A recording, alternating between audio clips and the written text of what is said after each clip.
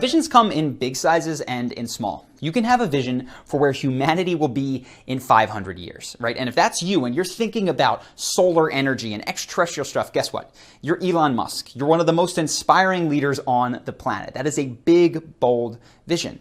On the other hand, you can have a vision for where you and your group of friends are going to spend this evening, right? And you can have just as much, well, not just as many, but people will follow you all the same. The point is, it's not necessarily, is it a huge vision or is it a small vision? It's, do you have an orienting idea of what the future could look like that is driving your actions today? And is that an inspiring and compelling thing, first off to you and then to other people?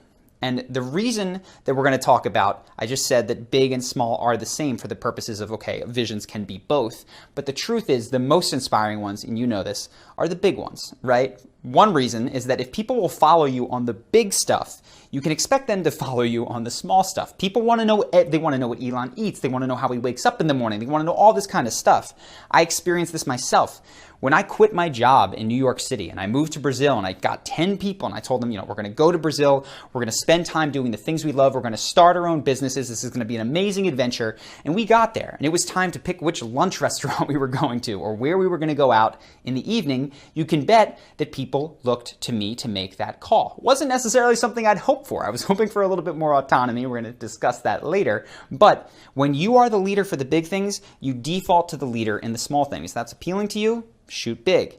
The second thing is that when it comes to visions, the big ones are intrinsically usually more inspiring to the individual, right? It's one thing to say, I just want to make it to the end of the year and not get fired, right? That'll get a certain level of work out of you. But if you say, you know what, I wanted to have, this is the goal that I want to hit. I want to be the top tier bonus. I want to deliver this kind of stuff from the company and I want to see this in my life. That can get you fired up and you can, oddly enough, accomplish much larger goals seeming to need less motivation along the way because that why that you have is so compelling in and of itself. Now, I will say in the Emotional Mastery course, which is separate from Charisma University, we deconstruct some of the downsides in this because you can start to become so goal-oriented that you lose your intrinsic drive. I want to warn you that that can happen. But for the purposes of this, I do think that most people, as they become better leaders, need to spend some time just soaking in this future vision of what the world could be and being incredibly motivated about that. A difficult part of this whole process of this vision making for people is, well, how do I do it? Like, I get that I should have a vision. I've heard this my whole life, but I don't know how to craft one. I've never been a visual thinker. I've never really thought about it this way. And the answer is to ask yourself compelling questions. Truly, the question that changed my life was this one.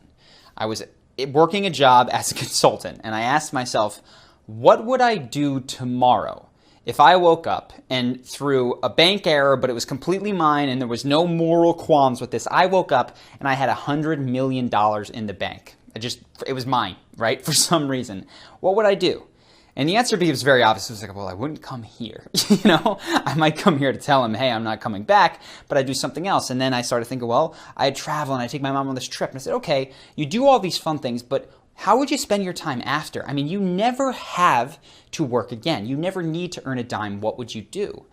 And I started to, it took me a minute, but I started to populate this idea. I'd spend time with my friends. I would want to still do work though, but it would be work that was inspiring to me. It would be related to people in some way. And I sat there and I began to think, and I eventually wrote it down. And the blueprint, if you would, for this trip to Brazil was sort of formed. Now, it was this idea that I would spend time with friends, live on the beach, do things that I loved, grow as a person, right? And that formed the vision, but it came from this question. So if work is an area in which you're not totally fulfilled, that can be an incredibly powerful question. But another way to form visions is just to ask yourself intelligent questions in these situations. One question from Tim Ferriss that I think is excellent is, what would this look like if it were easy and fun? So if you got something coming up that you think stinks and you and your friends have to participate in it for whatever reason, what would it look like if it were easy and fun? And when you start to go and you start to populate that in your head, something inspiring is occurring to you. And once you have that vision, then we just have to worry about how to communicate that. But what would happen if this were 10 times more easy and more fun? What would happen if this were 10 times more valuable? Is a great question for businesses in order to set their goals higher. Another one is, what is something that could make this activity something that I look forward to? Or what would I do that would make, what could I do now, or what could I do in my life that would truly make me feel fulfilled? Now, I don't want to power these on you, but the point is, if you are lacking in vision, it's not because you just lack the capacity to foresee into the future. It's because you have boring questions. The implicit question that we're all asking ourselves basically is, how can I get by? Right? How can I get through this next slog? But when you ask bigger, happier, more inspiring questions, the vision that comes back to you is that much more interesting. And I will tell you, while it can feel daunting to do this, free write on some of these. We're going to have some stuff in the action guide, but if you want to go above and beyond the Call of Duty, free write on the ones of these that sound most interesting. When it comes to Charisma on Command, a lot of the success that we have had is because people want to be part of our organization. And when it comes to hiring, we have lines out the door. I cannot read the applications that are sent to me unsolicited. So when it comes time to post for a job, we have incredible applicants, and one of them is going to be reviewing this right now, I'm sure. He's helping us with the editing. His name is Ivan. Ivan had sold his company prior to working for us. He was 22 years old. He made millions of dollars in a sale, did not need to get a job, but wanted to be part of what we're doing. It's because the vision is inspiring to him. So when you get this in place, all of the other stuff that flows from leadership becomes very easy. You have a path that is inspiring to you, and therefore it's just easier to make it inspiring to others.